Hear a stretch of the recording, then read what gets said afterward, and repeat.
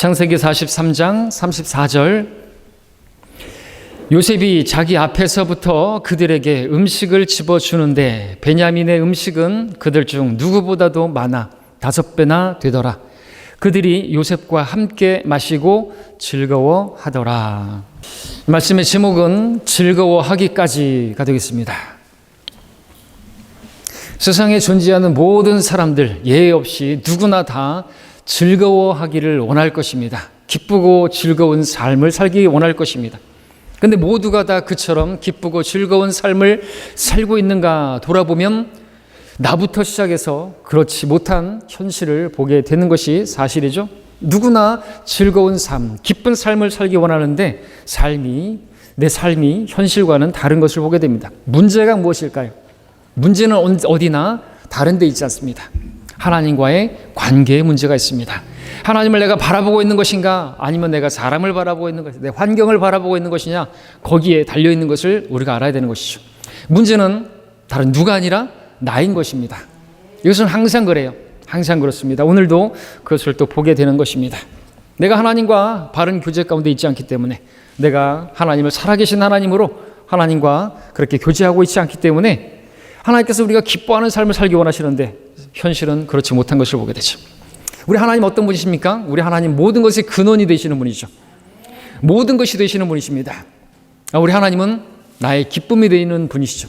우리 찬송가 가사처럼 하나님은 나의 기쁨, 나의 소망, 나의 생명 되시고 모든 것 되시는 분이신데 하나님은 나의 기쁨이신 분입니다. 시편 기자는 시편 43편 4절에서 말했습니다. 고백했습니다. 나의 지극한 기쁨이신 하나님이라고 말이죠. 45편 15절에서는 우리 어린 양의 혼식을 기록하고 있을 때 이렇게 기록하고 있습니다. 그들이 기쁨과 즐거움으로 인도되어 왕궁으로 들어가리다. 하나님께서는 아담을 지으시고 그를 기쁨의 동산이라는 뜻의 에덴에다가 두셨습니다. 그가 기뻐하기를 원하셨죠. 즐거워하기를 원하셨습니다. 하나님께서는 우리가 하나님과 함께 기뻐하고 즐거워하기를 원하십니다. 때문에 하나님께서 이제 세우실 새하늘과 새 땅과 새 예루살렘이 펼쳐지게 될 때 더 이상 다시는 눈물이나 슬픔이나 고통이나 울부짖음 또한 없을 거라고 계시록에서 기록하고 있습니다. 영원토록 기쁘고 즐거운 상태가 지속될 것이고 우리는 그러한 영원한 기쁨과 즐거움이 우리의 몫이 될 것입니다. 그날이 속히 임하기를 바랍니다. 우리 숙제는 뭡니까? 그렇게 우리가 영원히 기쁘고 즐겁게 살 것인데 우리의 숙제는 이 현실, 이 세상에 있는 동안에도 하나님께서 우리에게 말씀하신 것처럼 항상 기뻐하고 또 모든 일에 감사하며 즐겁게 살기를 바라시는데 그렇게 살 수 있는 비결이 어디 있는가? 또 오늘 다시 한번 말씀을 마음에 새기기를 원합니다. 자, 우리가 읽은 창세기 43장의 본문은 43장의 마지막 절입니다. 마지막에 즐거워하더라는 말로 그렇게 끝나고 있습니다. 43장의 마지막이 해피엔딩으로 끝나고 있습니다. 너무나 감사하게도 우리의 마지막도 해피엔딩으로 끝나게 될 것입니다. 우리에게 영원한 기쁨이, 영원한 즐거움이 있게 될 것입니다. 그 이유가 무엇입니까? 우리 주님께서 우리의 슬픔을 담당하셨기 때문에, 우리의 질고를 담당하셨기 때문에 우리는 이제 슬프지 않고, 우리는 고통하지 않고 우리에게 기쁨과 즐거움이 우리에게 주어지게 된 것입니다. 우리에게 영원한 구원을 주셨기 때문에 우리는 영원토록 무궁토록 기뻐하고 즐거워하며 주님을 찬양하게 될 것입니다. 그러므로 이 땅에 있는 동안에도 그러한 기쁨과 즐거움으로 주님을 기뻐하고 주님을 찬양하고 즐거워하시기를 바랍니다. 오늘 본문은 많은 우여곡절 끝에 요셉과 형제들이 함께 만나서 음식을 먹으며 함께 즐거워하는 모습을 보여주고 있습니다. 43장에서 우리가 볼 수 있는 특이한 점은 그것은 야곱의 가족들에게서 볼 수 있는 다양한 감정 상태라는 것입니다. 마지막은 즐거워하더라는 말씀으로 끝나고 있는데 이 즐거움도 감정 상태가 아니겠습니까? 이 즐거워하기까지 근데 어떤 감정 상태들이 있었는 것인가? 우리도 마찬가지입니다. 마지막에 가서는 우리가 기뻐하고 즐거워하겠지만 이 땅에 있는 동안에는 그러한 감정 상태들이 계속해서 반복될 것입니다. 그래서 우리의 숙제는 무엇입니까? 그러한 감정 상태들이 이제 사라지고 정말 즐거워하기를 하나님께서 바라시는 것이죠. 야곱의 가족들 안에 있었던 그 감정들은 두려움이고 원망이고 불평이고 억울함이고, 그리고 모든 것을 내려놓는 내려놓음이고, 의아함이고, 어리둥절이고, 절망이고, 그러한 감정 상태들이 보여지고 있습니다. 그러다가 마지막에 가서 즐거워하는 모습으로 맞춰지고 있습니다. 오늘 우리의 감정 상태가 그와 같을 수 있을 것이에요. 누군가를 원망하는 마음, 또 그 원망하는 그 사람 때문에 내가 또 억울해하는 마음, 그래서 불평하는 마음들이 있을 것이고, 절망적인 마음, 두려워하는 마음, 그런 것들이 계속해서 반복될 수가 있을 거예요. 우리가 어디에 있든지 간에 주님께서는 마지막에 즐거워하는 이 야곱의 가족들의 모습처럼 그날을 바라보면서, 멀리 내다보면서 우리가 이 시간에도 즐거워하기를 바라시는 것입니다. 그럼 우리가 되기를 바라는 것입니다. 오늘 야곱의 가족들에게 즐거움이 오기까지 어떤 일들이 있었는가, 그 발자취를 돌아보면서 어찌하면 우리가 기쁨 가운데 즐거워하면서 주님과 동행하는 나그네 시절을 보낼 수 있는지 발견할 수 있기를 바랍니다. 이 시간 하나님께서 말씀을 통해서 우리에게 기쁨을 주시고 또 우리가 즐거워할 수 있는 그 비결을 밝히 알게 해주시기를 바랍니다. 1절, 2절을 이제 보겠습니다.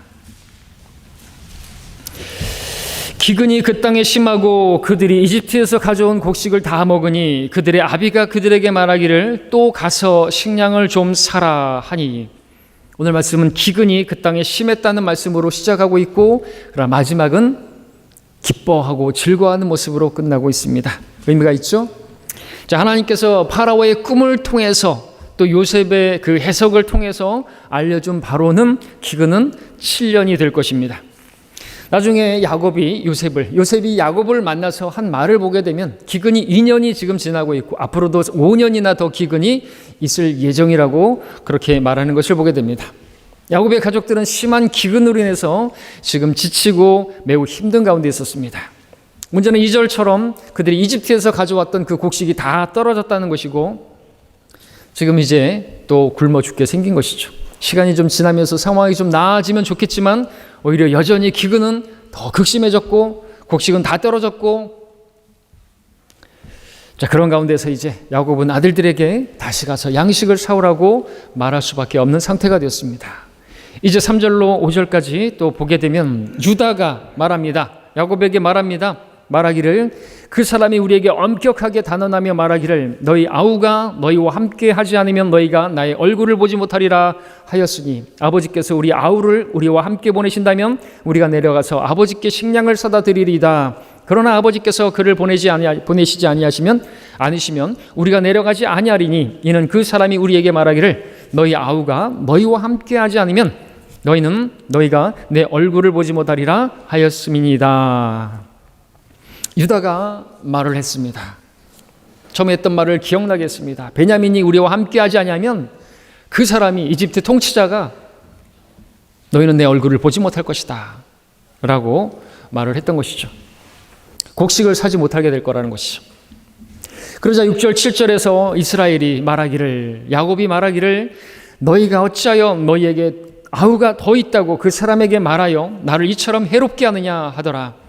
그들이 말하기를 그 사람이 우리의 형편과 우리의 친족에 관하여 꼼꼼하게 물어 말하기를 너희 아버지가 아직 살아있느냐, 너희에게 아우가 있느냐 하기에 우리가 이러한 말들의 취지에 따라 그에게 말했나이다. 너희 아우를 데리고 오라 하고 그가 말할지 우리가 어찌 알았겠나이까 라고 하니, 자, 우리는 6절에서 야곱의 원망하는 모습을, 원망에 사로잡힌 모습을 보게 되는 것이죠. 어찌하여 너희가 아우가 더 있다고 말을 해가지고 나를 이렇게 힘들게 괴롭게 만드느냐 하고 아들들을 원망하는, 다그치는 모습을 보게 되는 것이죠. 이에 아들들은 억울함을 표출했습니다. 누가 이렇게 될 줄 우리가 알고 말했습니까? 하고 또 그렇게 억울함 가운데 불평하는 모습을 보게 되는 것이죠. 자, 이런 일들이 오늘 우리에게도 자주 보게 되는 것이죠. 누군가를 원망하는 마음, 그에 따라서 억울해하는 마음과 불평하는 마음, 어떤 어려운 일을 앞에 두고 그렇게 원망하고 불평하는 모습을 우리가 보게 됩니다. 엄마 때문에, 아빠 때문에, 자녀 때문에, 남편 때문에, 아내 때문에, 그 형제 때문에, 그 자매 때문에, 그 사람 때문에 지금 내가 이렇게 어렵게 되었고 일이 이 지경이 되었고 지금 내가 아주 난처한 상황에 놓였다고 그렇게 원망하는 모습을 보게 되는 것이죠. 여러분이 그런 원망의 말을 듣게 되면 억울한 마음이 들겠죠. 그러면서 똑같이 여러분들도 그 사람에 대해서 원망하겠죠.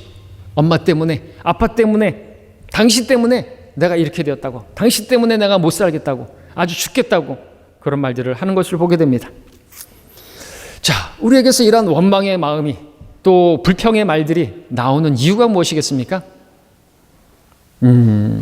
다른 게 원인이 아니죠. 그 사람에게 문제가 있습니다. 근데 문제는 그게 진짜가 아닌 것이죠. 문제는 우리가 그 사람만 보기 때문에 그렇습니다. 하나님을 바라볼 수 있어야 되겠죠.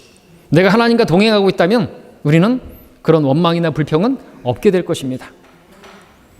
우리가 지금 창세기를 보고 있는데 이 보고 있는 창세기 말씀에서 정말로 가장 많이 원망을 할 수 있는 사람이 있다면 그가 누굴까요? 요셉이죠. 아버지가 나만 대놓고 사랑해서 엄마가 나만 어린 시절에 그렇게 어린 나이에 나만 남겨놓고 세상을 떠나서 엄마가 죽은 것은 베냐민 동생 때문이고 형들이 나를 노예로 팔았기 때문에 포디발의 아내가 나에게 거짓말을 했기 때문에 나에 대해서 거짓말을 했기 때문에 포디발은 내가 그렇게 잘해줬는데 내 말을 믿지 않고 아내 말만 믿어서 술 맡은 자가 나가고 나서 나를 잊어버렸기 때문에 내가 그렇게 내 인생을 많은 시간 동안 고생하고 그렇게 힘들었다고 그 사람 때문에 내 인생이 이렇게 망했다고 말할 수 있는 사람이 요셉인 것이죠. 그러나 요셉에게서 우리가 계속 봤던 것은 무엇입니까? 그의 입에서 불평이나 원망이나 억울해하거나 그런 모습은 보지 못했던 것입니다. 왜요? 그가 하나님을 바라보고 있었기 때문에 그 순간순간 내가 어찌 하나님 앞에서 이 악을 행하리까 라고 말했던 것이고 하나님께서 나에게 이것을 주셨다고 말하는 그런 고백을 보게 되지 않습니까? 모든 것을 주관하시는 그 모든 상황 뒤에서 나를 가장 좋은 길로 인도하시기 위해서 그 고난을 허락하시고 어려움도 허락하시고 그래서 하나님을 찾을 수 있도록 그 모든 것들을 다 합력하여 선을 이룰 수 있도록 그렇게 예비하시는 하나님을 바라봤기 때문에 사람을 바라보지 않았기 때문에 얼마든지 가장 많이 원망하고 불평하고 억울해할 수 있는 그러한 상황에서도 그러지 않았다는 것을 우리가 눈여겨볼 수 있기를 바랍니다.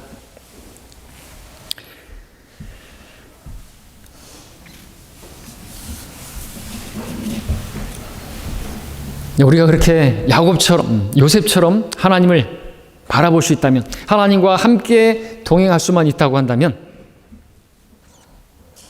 그 상황은 참으로 어려운 상황이지만 그럼에도 불구하고 우리가 이해할 수 없는 우리 지각을 초월하는 하나님의 평강이 우리의 생각과 마음을 지킬 것이고 우리는 성령 안에서 의와 화평과 기쁨을 누리게 될 수 있을 것입니다. 왜냐하면 성경이 그것을 우리에게 말씀하고 있고 그러한 풍성한 삶을 살기를 바라시는 것입니다. 그러므로 우리가 나와 함께 하시는 하나님, 살아계신 하나님, 계속해서 우리가 보는 건 뭡니까? 이 창세기를 통해서 살아계신 하나님께서 나와 함께 계신다 이거죠. 야곱부터 계속해서 보았지 않습니까? 요새 계신 하나님. 자, 이제 8절부터 10절까지를 보겠습니다. 유다가 그의 아비 이스라엘에게 말하기를 그 소년을 나와 함께 보내소서. 그러면 우리가 일어나서 가리이다. 이는 우리와 아버지와 우리의 어린 것들이 살고 죽지 않으려 함이니이다. 내가 그를 위하여 담보가 되리니 아버지께서 내 손에서 그를 요구하소서. 만일 내가 그를 아버지께 데려와서 아버지 앞에다 세우지 못하면 그때는 나로 하여금 그 질책을 영원히 지게 하소서. 우리가 지체하지 않았더라면 지금쯤 틀림없이 2번이나 다녀왔으리이다. 유다는 아버지에게 말했습니다. 베냐민을 함께 보내야 우리가 갈 수 있고 온 가족이 살 수 있다고 말이죠. 유다는 말했습니다. 그 소년을 우리와 함께 보내소서라고 말하지 않고 나와 함께 보내소서라고 말을 했습니다.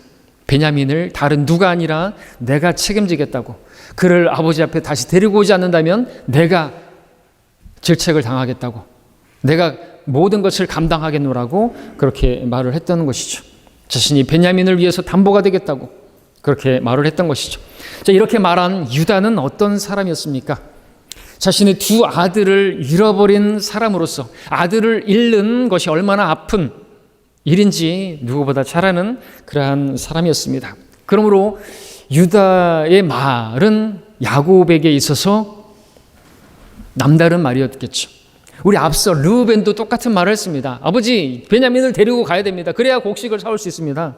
라고 말이죠. 42장 37절을 보시면 르우벤이 그의 아비에게 고하여 말하기를 만일 내가 그를 아버지께 데리고 오지 않거든 나의 두 아들을 죽이소서. 그를 내 손에 맡기소서. 그리하면 내가 그를 다시 아버지께로 데리고 오리이다. 라고 말했습니다.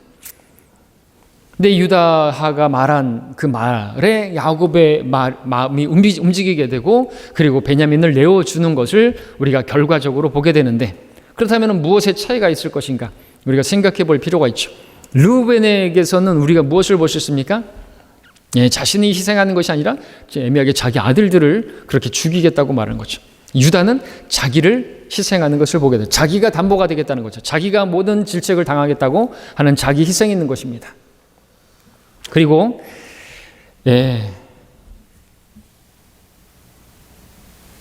유다는 자기 아들들을 잃어버린 그런 마음이 있는 거죠. 그래서 유다의 말 속에는 아버지를 향한 어떤 원망이나 억울함에 따른 불평이나 그런 것들이 아니라 오히려 아버지의 마음을 이해하는, 아버지와 그 마음을 공유한 상태에서 그렇게 하나된 마음이 말로서 드러나게 되었던 것이죠. 그렇기 때문에 야곱의 마음이 움직였다라고 말씀을 드리는 것입니다. 물론 야곱의 입장에서도 지금 식량이 당장 없게 되고 식량을 사러 가지 않으면 굶어 죽을 판이기 때문에 상황이 이렇게 되었으니 베냐민을 보내야 된다는 것도 알고 있었습니다. 그런데 상황이 너무나 어려운 상황이기 때문에 받아들이고 싶지 않았고 계속해서 베냐민을 붙들고 있었던 것이죠. 그런데 유다의 말을 들을 때, 그 아들의 말을 들을 때 마음이 움직였습니다. 그래, 너도 내 아들이지만 너도 너의 두 아들들을 잃어버렸지. 누구보다 나의 마음을 잘 이해하겠지. 너라면 베냐민을 잘 아껴주고 지켜줄 수 있겠구나 하는 마음이 들었지 않겠습니까? 이처럼 우리가 하는 말이 바른 말이고 옳은 말이라 할지라도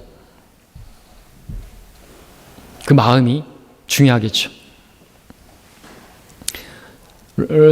고린도서 13장에서는 우리가 하는 말들이 진리라 할지라도 사랑이 없으면 울리는 꽹과리가 되고 시끄러운 그런 노소리가 나는 그런 것이 되는 것입니다. 자, 유다의 말은 단순한 말이 아니었을 것이라고 우리가 그래서 생각해 볼 수 있습니다. 사랑이 있는 말, 아픔을 공감하는 그런 마음에서 나오는 그러한 말이었던 것이죠. 그러므로 우리가 여기서 배워야 될 것은 우리가 하는 말들이 누군가를 얻고자 한다면 우리의 말에 사랑이 있어야 함을 배워야 되는 거죠. 그리고 유다가 베냐민의 담보가 되겠다고 말을 했던 것과 같이 우리가 형제 자매들의 연약함을 담당하고 그가 당하게 될 어떤 질책이라면 그것을 내가 또 감당하겠다는, 서로의 짐을 지고자 하는 그런 마음이 우리에게 있을 때, 그 연약함을 바라봤을 때 그 연약함을 내가 담당하겠다고 하는 그런 마음이, 그것이 우리에게 주님께서 바라시는 그런 부분이 되겠죠. 그렇게 우리가 주님을 섬기라고 이 교회에 허락하신 것입니다. 내 자신의 일만을 구하는 것이 아니라 다른 지체들의 아픔도 이해하면서 그들의 힘든 것이 무엇인지 생각하면서 기도하고 또 그러면서 말을 해야지 그냥 바른 말만 하면 안 되는 것이죠. 그러면은 이제 그 사람이 안 듣습니다. 오히려 쓴뿌리를 가지게 되고 상처받게 되고 그렇죠. 내가 말을 할 때 그 사람을 위해서 기도하고 말을 하는 것인가? 기도하고 말을 해야지 실족하지 않죠. 상처받지 않죠. 그렇죠? 그냥 하는 말 얼마든지 말할 수 있어요. 근데 말 조심해야 되죠. 말 조심해야 돼요. 쇠치어가 사람을 잡습니다. 사랑 없이 하는 말은 아무짝에도 쓸모없는 것이죠. 자, 우리 11절부터 이어지는 14절까지를 또 읽어보겠습니다. 그들의 아비 이스라엘이 그들에게 말하기를 이제 그렇게 될 것이라면 이렇게 행하라. 너희는 이 땅에서 가장 좋은 열매들을 그릇에 담아서 그 사람에게 선물로 가져가라. 즉 유향 조금과 꿀 조금과 향료와 모략과 밤과 아몬드니라. 또 너희 손에 돈을 2배로 가지고 너희 자루 아구에 다시 가지고 온 그 돈을 가지고 다시 가지고 가라. 혹시 빠뜨린 것일 수도 있느니라. 너희 아우도 데리고 일어나서 다시 그 사람에게로 가라. 전능하신 하나님께서 그 사람 앞에서 너희에게 자비를 베푸시어 그 사람이 너희 다른 형제와 또 베냐민을 보내주시기를 바라노라. 만일 내가 내 자식들을 잃으면 잃으리로다 하더라. 이제 야곱은 이제 베냐민을 함께 보내기로 결정을 했습니다. 자기가 또 할 수 있는 그런 일들을 또 최선을 갖춰서 그렇게 이해를 다하는 모습을 보게 되는 것이죠. 가나안 땅에서 난 좋은 열매들을 선물로 준비해서 또 처음에 가져왔던 그 돈과 더불어서 다시 새로 살 그 곡식 살 돈을 추가해서 2배로 가져가게 준비하는 것을 보게 됩니다. 자, 그렇게 다 준비를 했지만 그럼에도 중요한 것은 야곱은 그전에도 자기가 할 수 있는 모든 준비를 다 했지만 그것이 되는 것이 아니라 하나님께서 자비를 베풀지 아니하시면 하나님께서 함께하지 않으시면 자기가 하는 모든 계획들이 아무짝에도 쓸모없다는 것을 배웠기 때문에 그는 말합니다. 전능하신 하나님께서 그 사람 앞에서 너희에게 자비를 베풀기를 바라노라. 자신이 이제 할 수 있는 것은 아무것도 없고 자기는 이제 무능한 자가 되었기 때문에 하나님께 모든 것이 가능한 그분께 모든 것을 맡겨드리는 것을 보게 되겠죠. 여러분들도 어떻습니까? 이것저것 다 해보지만 내 지혜를 써서 방법을 사용해보지만 그게 다 안 되는 것을 보게 되죠. 근데 하나님께서는 그런 것들을 다 내려놓도록 또 만드시는 상황들을 허락하십니다. 하나님께서 왜 그렇게 하시는 것이죠? 나는 전능자다. 너는 무능자다. 우리는 주님을 떠나서는 아무것도 할 수 없는 존재입니다. 너희가 나를 떠나서는 아무것도 할 수 없느니라. 이건 사실인 것입니다. 이거 인정될 때까지 진짜로 그것을 믿을 때까지 하나님께서는 우리가 완전히 아무것도 할 수 없도록 만드시는 것이죠. 내 지혜를 의지 않고 내 방법을 내 꾀를 다 내려놓기를 바라시고 그때서야 이제 하나님을 하나님으로 만날 수가 있는 거예요. 와, 진짜 하나님 대단하신 분이구나. 살아계신 하나님이구나. 믿음으로 내려놔야죠. 베냐민을 내려놓지 않으면 어떻게 되죠? 우리가 오늘 본문으로 보는 마지막에 가서 그 해피엔딩은 없는 것이 계속 붙잡고 있으면 갈 수가 없는 것이죠. 다 굶어 죽어야 되는 것입니다. 그 육신에 사로잡혀서 자기가 여전히 애착하고 있는 그 요셉을 그렇게 애착했기 때문에 잃어버렸는데 지금은 또 다른 걸 붙들고 있어요. 베냐민을 붙들고 있단 말이죠. 계속해서 우리가 육신에 내가 원하는 것들을 계속해서 붙들고 있는 한, 내려놓지 않는 한, 하나님께 맡기지 않는 한, 하나님을 바라보지 않는 한 여전하게 될 것입니다. 점점점 어렵게 될 것입니다. 하나님께서 우리에게 말씀해 주시는 것이 그것이죠. 내려놔야 된다는 것이죠. 내 자식들을 잃어버리면 전능하신 하나님을 바라보지만 또 무엇을 바라봅니까? 내가 내려와야 될 것은 내려놔야 되는 거죠. 하나님 믿습니다. 그리고 여전히 붙들고 있어요. 내 방법을 붙들고 있고 내 육신을 붙들고 있고 내가 사랑하는 것들을 붙들고 있단 말이죠. 그러면 전능하신 하나님은 전능하신 게 아닌 거죠. 말로만 하나님은 전능하십니다 그러면서 내가 내려놓지 않은 거예요. 여전히 붙들고 있어요. 그것이 내 발목을 붙들고 있는 것입니다. 내려놓으시기를 바랍니다. 야곱의 이 고백이 있었기 때문에 내가 죽으면 죽으리라. 에스더와 같이 그렇게 죽으면 죽으리라 하고 왕 앞으로 갔던 에스더와 같이 그리고 아브라함이 이삭을 그렇게 번제단에 죽으면 죽으리라. 그러나 다시 살려줄 걸 믿고 그렇게 내어 맡겼던 것처럼 또 우리 주 예수님께서 우리를 위해서 그렇게 십자가에서 죽으셨던 것처럼 내 뜻대로 마옵시고 아버지 뜻대로 하옵소서 라고 고백했던 것처럼 그렇게 모든 것을 다 내려놓는 이러한 믿음의 고백이 있어야만 다 포기되어지는 것이 있어야만 결국에는 우리에게 기쁨이 즐거움이 주어지게 되는 것이죠. 그렇지 않다면 그냥 계속해서 어떻게 될까요? 이 고백이 나오지 않는다면 유다가 이렇게 말한 그 마음에 의해서 마음이 돌이켜지는 부분들도 있었고 근데 여전히 내가 붙들고 있으면 그냥 계속해서 옥신각신하는 거죠.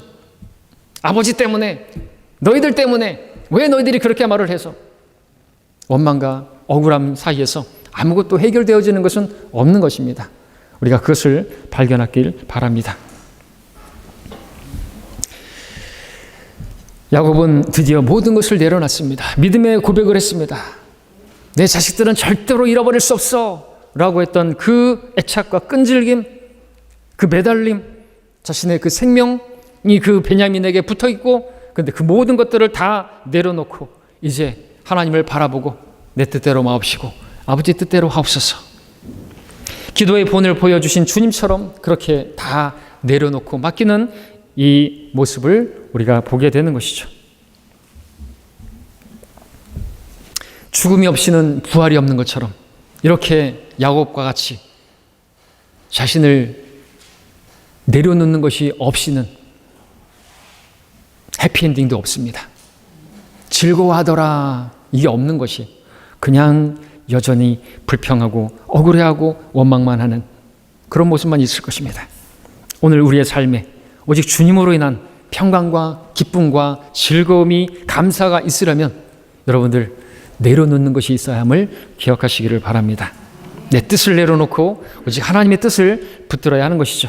내 생각대로 일이 잘 되든지 그렇지 않든지 내 고집, 내 기준, 내 의견 다 십자가의 죽음에 넘기고 오직 전능하신 하나님의 자비에 여러분 자신을 맡겨야 하는 것이죠. 내 고집, 내 육신, 내 성질머리 이런 것들을 다 내려놔야만 하는 것입니다. 내가 살아있는 한, 내 안에 계신 주님이 사시지 않는 한 아무것도 되어지는 건 없다고 말하고 있는 것이죠. 우리는 내 육신으로 사는 게 아니라 내 안에 계신 그리스도로 말미암아 사는 것입니다. 아무것도 안 돼요. 아무것도. 계속해서 우리가 그래서 사도 바울도 내가 날마다 십자가에 내 죽음에 넘긴다고 말하는 게 뭡니까? 내가 나서면 내가 설치면 일이 그르치는 거예요. 육신 안에는 선한 것이 전혀 없습니다. 하나님께서 하실 수 있는 일이 아무것도 없어요. 너는 십자가에 못 박혀 있다. 이제 내가 살겠다. 계속해서 우리에게 말씀하시는 것이죠. 주님이 하시면 다 되는 거예요. 네. 근데 하기까지 계속 내가 살아있어요. 주님 죽겠습니다. 그게 죽으라고 우리에게 말씀하시는 거죠. 너는 십자가에 매달려 있으라고. 그럼 내가 살겠다고 말하는데 마귀는 계속해서 우리 육신을 부추기면서 십자가에서 내려와 보라고 그렇게 외치죠. 주님께서 십자가에 달리셨을 때 밑에 있는 사람들이 십자가에서 내려와 보라고 마귀의 음성인 것입니다. 우리도 십자가에 못 박혀 있어야 되는데 내려와 보라고 네 육신으로 해보라고 그렇게 속삭이는 것이죠. 그러면 이제 기쁨은 없고 즐거움도 없고 계속 그냥 원망하고 불평하고 성질나고 그런 일들만 계속되는 것이죠. 영적 전쟁이에요. 이게 실제적인 것입니다. 너무 많이 패배하죠. 너무 많이 알면서 당하죠. 자, 그래서 주님께서 우리에게 말씀하시는 것 그것입니다. 모든 길에서 주님을 인정하라. 그러면 주님께서 우리가 우리의 길을 지도하실 것이라고 잠언에서 말씀하고 있지 않습니까? 주님을 주님으로 인정한다는 게 뭐예요? 지금 그렇게 해서는 안 될 것 같은데요? 그것도 다 내려놓으라는 것이죠. 우리의 지혜와 명철을 다 내려놓기를 바라시는 것입니다. 주님만 매 순간 인정하기를 바랍니다. 주님 우리 모든 길에서 우리를 인도하시는 목자이십니다. 내려놓아야 되겠죠. 15절부터 17절까지 보겠습니다. 그 사람들이 그 선물을 가지고 또 자기들의 손에 2배의 돈을 가지고 베냐민을 데리고 일어나 이집트로 내려가서 요셉 앞에 섰더라. 요셉은 베냐민이 그들과 함께 있음을 보고 자기 집 관리인에게 말하기를 이 사람들을 집으로 안내하고 짐승을 잡아 준비하라. 정오에 이 사람들이 나와 함께 먹으리라 하니 그 사람이 요셉이 명한 대로 하였으니 그가 그 사람들을 요셉의 집으로 데리고 왔더라. 자, 야곱의 아들들이 마침내 이집트에 도착했고 요셉 앞에 서게 되었고 요셉은 함께 서 있는 베냐민을 보게 되었고 집 관리인에게 말하기를 집으로 초대해서 같이 점심을 먹도록 그렇게 준비하게 했습니다. 이 상황이 참으로 이 요셉의 형들에게는 신입이 이상하고 이런 일이 도대체 말이 안 되는 일이 벌어지지 않았습니까? 이집트의 그 총리가 말이죠. 자기들이 정탐군이 아니라고 한다면 막내 동생을 데리고 와보라. 그래갖고 이제 막내 동생을 데리고 왔더니 자기들을 집으로 의리의리한 집으로 초대하더니 함께 점심을 먹자고 하는 것이 일반적인 경우였다면 이렇게 말해야 맞잖아요. 너희들 정탐군이 아니었구나. 그럼 이제 곡식 사서 너희 땅으로 돌아가라. 아니면 내가 오해했다. 미안하다. 밥이나 먹고 가라. 자, 밥 좀 잘 차려줘라. 쟤네들. 그렇게 맞는 것 같은데 이 총리는 그들을 집으로 초대했고 함께 식사를 하자고 하는 것이었습니다. 어리둥절한 마음을 이제 지나서 갑자기 두려운 마음이 이제 또 그들의 감정 상태가 되었습니다. 18절부터 23절까지 보니까 그 사람들이 자기들이 요셉의 집으로 인도되어 오니 두려워하며 말하기를 우리가 처음에 우리의 자루 속에다 넣어 다시 가져갔던 그 돈 때문에 우리가 인도되어 온 것이니 그가 우리에게서 그 원인을 찾으려 함이로다. 또 우리에게 달려들어 우리를 붙들어 노예를 삼고 우리의 나귀들을 빼앗으려 함이로다 하며 그들이 요셉의 청지기에게 가까이 가서 그 집의 문에서 그와 대화하며 말하기를 오 주여 우리가 처음에 창으로 식량을 사러 왔는데 우리가 여관에 도착해서 우리의 자루를 열었더니 보소서 각인의 돈이 고스란히 자기 자루 아구에 있기로 우리가 우리 손으로 그것을 다시 가져왔나이다. 식량을 살 다른 돈도 우리가 손으로 가지고 왔나이다. 우리의 돈을 우리의 자루에들에다가 누가 넣었는지 우리가 말할 수 없나이다 하니 그가 말하기를 너희는 안심하고 두려워 말라. 너희 하나님 너희 아버지 하나님께서 재물을 너희 자루에 넣으셔서 너희에게 주셨느니라. 너희 돈은 내가 받았느니라 하고 그가 시므온을 그들에게 데리고 오더라. 요셉의 형들은 처음에는 어리둥절했겠지만 의아해했겠지만 두려워하게 되었죠.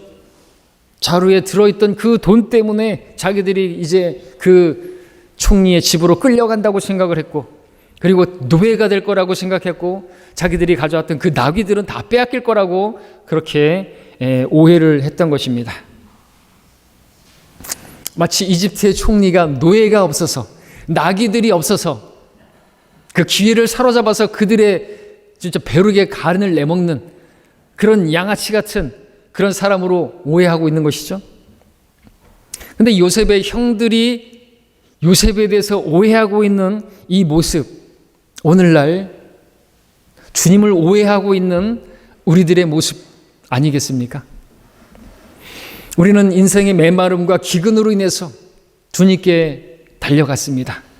주님께 가면 풍성함이 있을 것으로 생각했기 때문에 안식이 있을 것으로 또 우리에게 구원과 은혜를 베푸실 줄로 알고 그렇게 주님께로 나아갔습니다. 그러자 주님께서 우리를 구원해 주셨고 우리를 큰 사랑으로 우리를 끌어안아 주셨습니다. 그리고 우리에게 선하게 대해주셨습니다. 아들을 주신 분께서 아들과 함께 우리에게 모든 풍성한 것들을 주시는 분이십니다. 요셉이 곡식자루에 돈을 덜어 넣어주었던 것처럼 주님께서는 우리 삶의 풍요로운 것들을 공급해 주시고 자상하게 돌봐주시는 그러한 분이셨습니다. 그러나 우리는 여전히 주님을 잘 알지 못해서 계속해서 주님에 대해서 오해하고 있습니다. 주님을 신뢰하지 못해서 마음의 빗장을 아직도 열지 못하고 있습니다. 여전히 주님을 오해하고 있습니다. 내가 주님께 그래서 주님께 헌신하지 않습니다. 나를 드리지 않습니다. 왜냐하면 주님께서 나를 노예로 삼아서 저 아프리카의 선교사로 그냥 보내버릴까 봐 두려워서 오해하고 있습니다.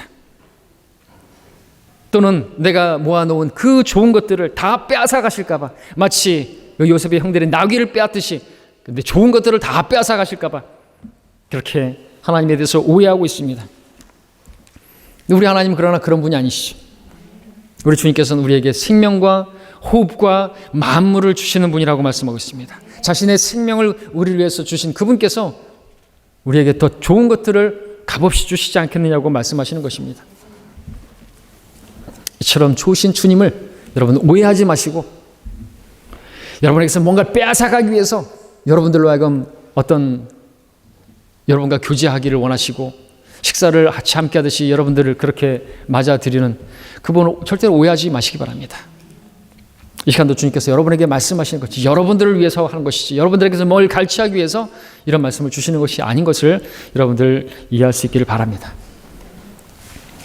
요셉 형들은 두려운 중에 요셉의 청지기에게 자루에 있던 돈들에 대해서 말하면서 그 돈을 다시 가져왔다고 새로 곡식 살 돈도 가지고 왔다고 그렇게 말을 하면서 했습니다. 그러자 청지기가 말했습니다. 하나님께서 너희에게 그 돈을 주셨고 그 돈은 내가 다 받았다고 말입니다.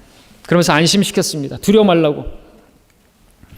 우리는 여기서 또 놀라운 것은 요셉이 이집트에 거하면서 어떻게 믿음의 길을 걸었던지 요셉의 청지기가 그의 입에서 하나님을 증거하는 말을 보게 되는 것이죠.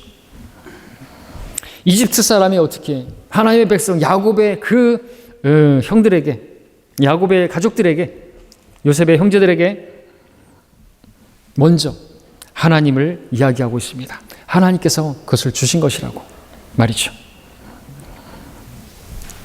26절부터 28절까지 또 이어서 보겠습니다. 요셉이 집에 오니 그들이 선물을 손에 들고 집으로 들어가 그에게 가져와서 땅에 엎드려 절하니 요셉이 그들에게 그들의 안부를 묻고 말하기를 너희 아버지 너희가 말했던 그 노인이 안녕하시냐 아직도 살아계시냐 하니 그들이 대답하기를 당신의 종 우리 아버지는 건강하오며 아직 살아계시나이다 하고 그들이 머리를 숙여 절하며 경의를 표하더라. 이제 요셉이 두 번째 꾸었던 그 꿈이 이루어진 것을 보게 됩니다. 11별이 엎드려 경의를 표하는 그 꿈이 이루어진 것을 보게 됩니다. 자, 그러자 요셉의 아버지께서 잘 계신가 물었습니다. 이제 베냐민이 잘 있는 것은 확인되었고, 그러니 아버지께서 잘 계신지 또한 확인하고 싶었던 것이죠. 29절부터 31절까지 요셉이 자기 눈을 들어 자기 어머니의 아들 자기 아우 베냐민을 보고 말하기를 이 사람이 너희가 나에게 말했던 막내 아우냐 하고 또 그가 말하기를 아이야 하나님께서 내게 은혜를 베푸시기를 원하노라 하더라. 요셉이 자기 마음이 자기 아우를 갈망함으로 인하여 급히 서둘러 울 곳을 찾더라. 그가 자기 방으로 들어가 거기서 울더라. 요셉이 얼굴을 씻고 나와서 자제하며 말하기를 음식을 차리라 하니 마침내 요셉은 베냐민을 만나게 되었습니다. 참으로 그리워하던 헤어져 있는 동안에 보고 싶었던 사랑하는 동생을 만나게 되었습니다. 저는 이 대목을 읽을 때면 항상 울컥하는 게 있어요. 여러분들도 그러시죠? 저는 동생이 없는데도 불구하고 잃어버렸던 동생을 만나게 되면 얼마나 이렇게 기쁠까요? 요셉은 베냐민을 향해서 하나님께서 내게 은혜를 베푸시기를 원한다고 그렇게 축복했습니다. 이것은 단순한 형식적인 인사가 아니었겠죠.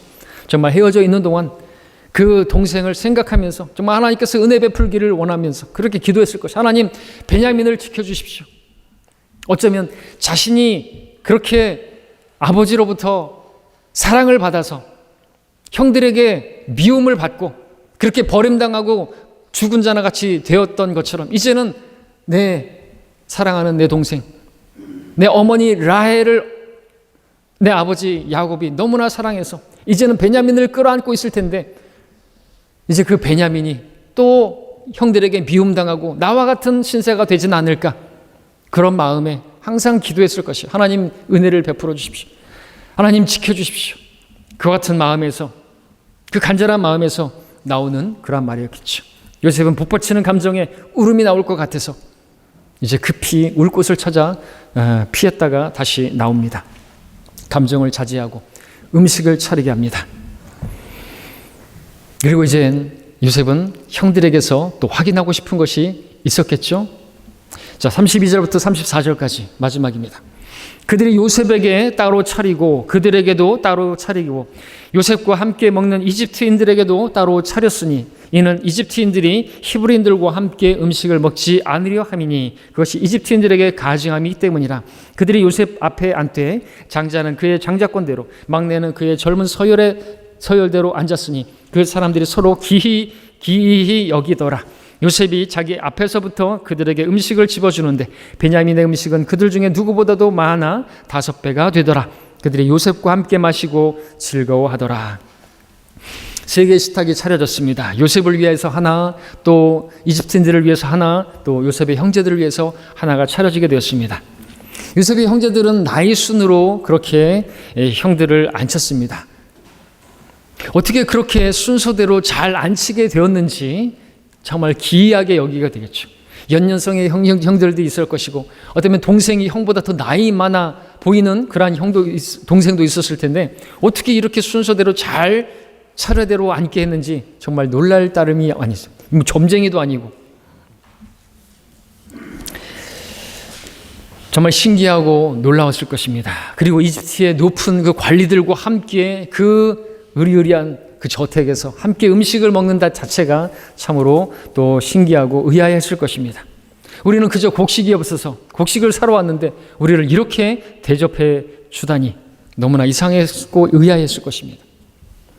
그리고 요셉은 형들로부터 시작해서 음식을 집어주는데 베냐민에게는 모두보다 5배나 많은 음식을 주는 것을 보게 됩니다. 물론 이것은 요셉이 베냐민을 특별히 그렇게 사랑해서 한 행동이었기도 하겠지만 아까 말씀드렸던 것처럼 또 형들에게서 확인하고 싶은 것이 있기 때문에 그랬을 수도 있겠죠.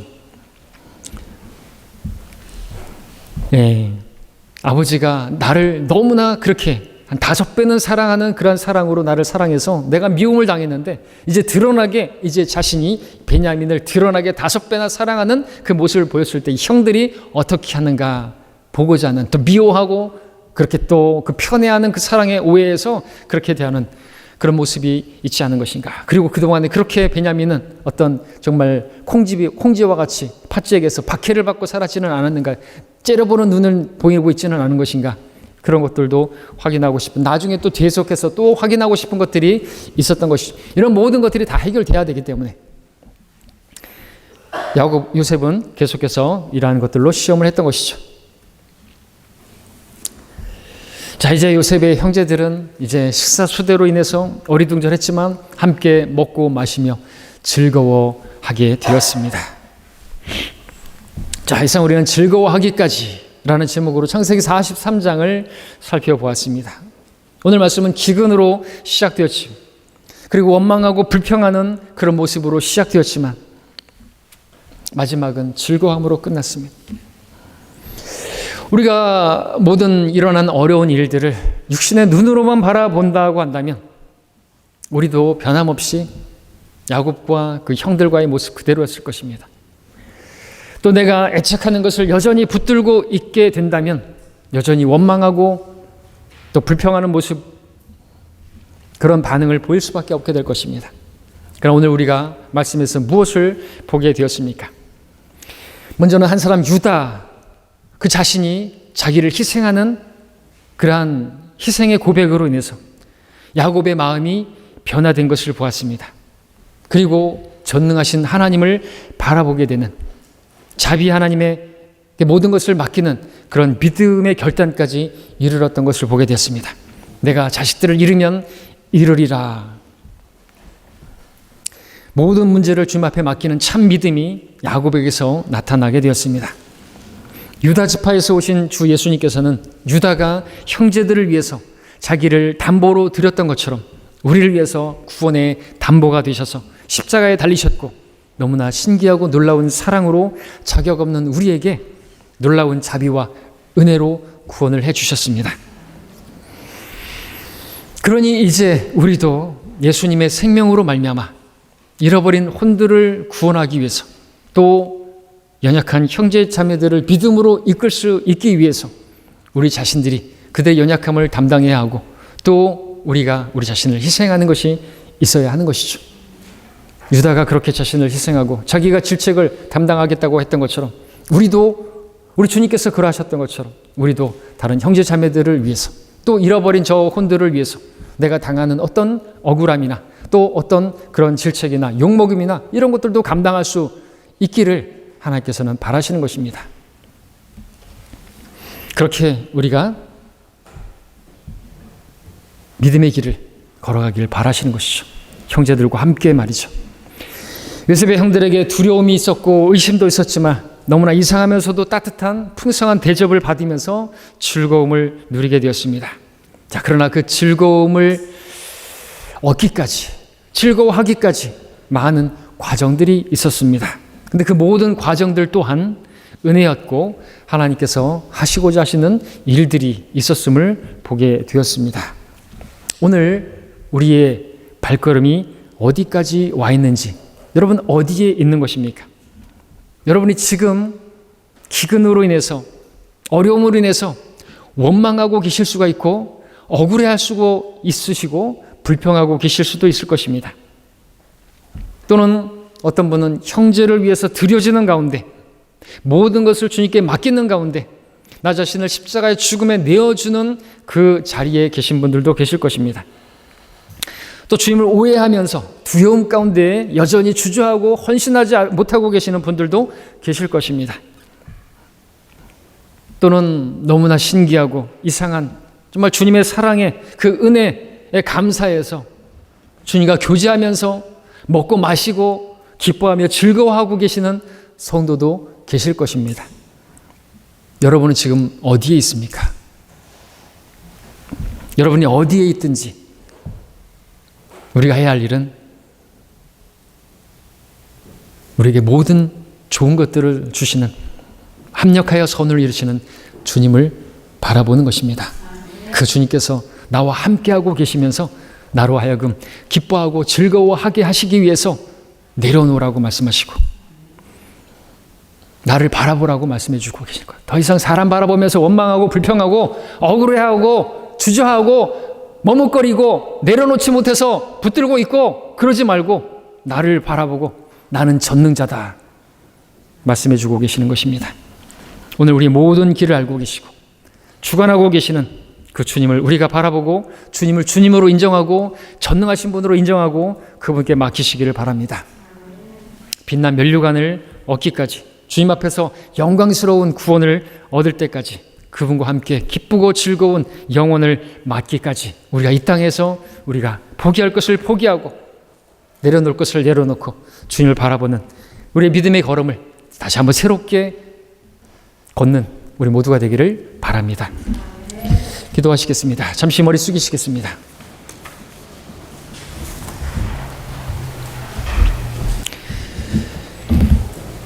오늘 43장에서 야곱의 가족들에게 임한 여러 감정 상태들을 보았습니다. 희노애락, 우리가 살면서 계속해서 반복되겠죠. 근데 하나님께서는 그냥 우리가 즐거워하기를 원하세요. 왜 우리가 즐거워하지 못할까요?